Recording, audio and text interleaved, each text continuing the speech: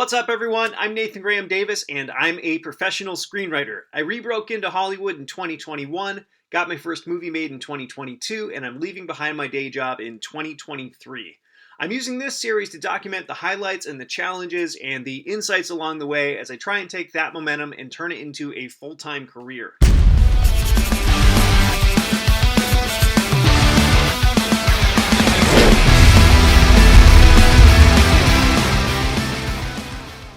This is part 3 on rewrites. In Re-Entry, my first YouTube series, I got tips and advice from pro writers as I wrote a brand new spec script and attempted to re-break into Hollywood. That script was called Aether, and two of the writers that I spoke to were the writing team, Ben Lustig and Jake Thornton. We really think you should like and subscribe to this channel. Yeah, we definitely do. And they have had such a successful couple years that they're now moving into producing. They read Aether back in 2021 and they liked it, and so this fall they got in touch about producing it. They found two other producers who were interested in taking it on as well, and now, much like The Continuum, we're going to work together under a shopping agreement. As is always the case, and will always be the case, the producers had some notes, and they felt it was important that we address those notes before we took it to the next stage, which meant that if I wanted to move forward with them, I'd need to do a bit of free work. Now, like I talked about in the last video, free work is something that needs to be evaluated on a case-by-case basis. Often you can feel like you're just spinning your wheels for no reason, accomplishing nothing, and then nothing happens, and you just feel like you wasted your time. Sometimes it can be worth it, and in this case I ultimately felt that it was. So first of all, Ben and Jake are writers that I admire, and they've had far more success than I have, and they're pretty cool guys on top of it. So right away I knew it would not only be fun working with them, but I'd likely learn a lot and level up as a writer. So that's huge. The other producers have also made things that I admire, and I'm going to be involved as an EP on this one. And with producing being a goal of mine, that means that there's a huge amount of value in it for me simply in terms of the experience and what I can learn.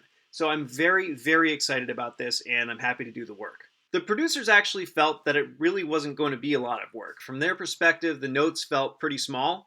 I wasn't so sure. The truth is that as I took the notes away and started to think through them, I was struggling a little bit, so I decided to simply read through the script a couple times, keeping their notes in mind.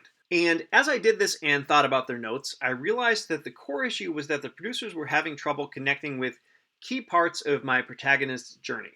So I did something that I've never done before, and I opened a Google Doc and I created what I'd call an emotional outline.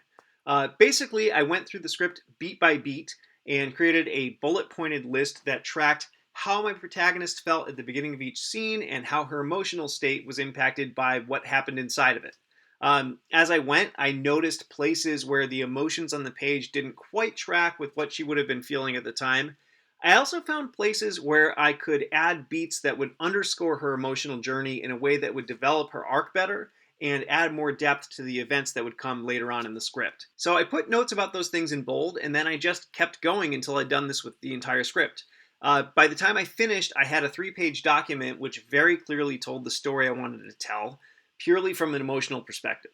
To further organize my thoughts, I decided to use that outline to write a synopsis. Now, I normally hate writing these things. In fact, as AI writing gets better, I really hope that that'll become a use for it, because I'm more than happy to hand that job off to a computer. But this one was easy, so in no time I had it completed, and I could instantly see how much better the story worked. It still contained some things that the producers weren't sure about, so rather than just dive into that rewrite, I decided to send them that synopsis. They read it, they got back to me, and they dug it. No notes. Now, to be fair, a synopsis is a far cry from a finished script.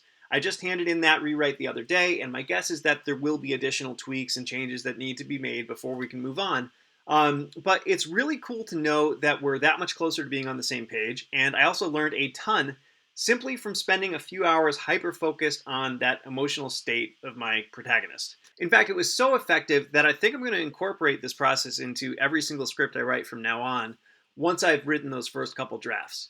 Also, to the producer's credit, they were right about it being a relatively light rewrite. Once I figured that out, I was able to do the whole thing pretty quickly. So I'm already learning. A quick plug, I think part of why I had the idea to approach it this way is because I had just finished reading The Emotional Craft of Fiction by Donald Moss. I hope I said his name right. I had bought this book several years ago when I was writing a ton of short stories, but had never gotten around to reading it until just this past October.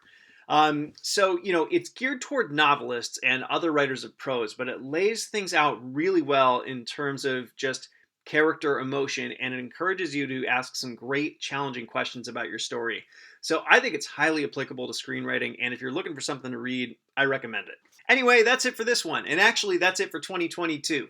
But on New Year's Day, I'll be dropping an interview with David L. Williams, another newly pro writer who just landed on this year's annual Blacklist with his script Clementine. This is one of the best interviews I've ever done, and it comes with a pretty cool surprise. So if you don't want to miss it, make sure to hit those like and subscribe buttons. Thanks so much, everybody. Happy holidays, and wishing you all the best in 2023.